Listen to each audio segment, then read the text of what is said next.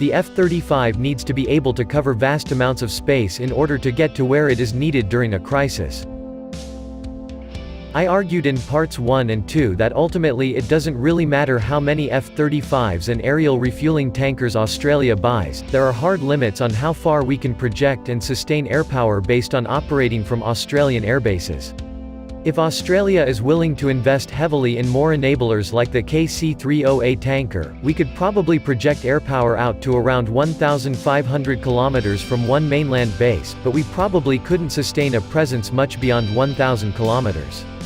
And, due to the number of aircraft the Royal Australian Air Force possesses, we could likely only do it in one place at a time.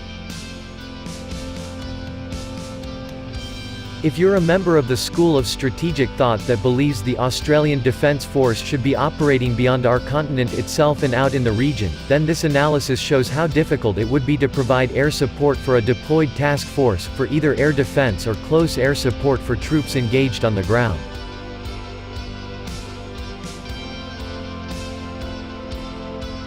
What this means is that if the RAAF devoted its entire effort to the task, deployed forces could hope for 2 F-35 as providing sustained combat air patrols over Timor-Leste or mainland Papua New Guinea.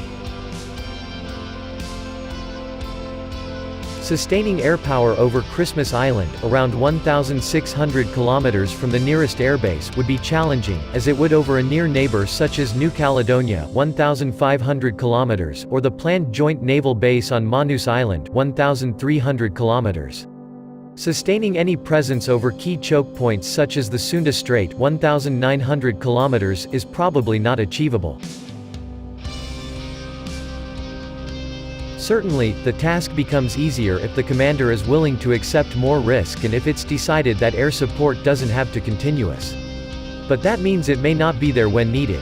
And reaching relatively near neighbors like Fiji, 2,700 kilometers, can't be done at all from mainland Australia.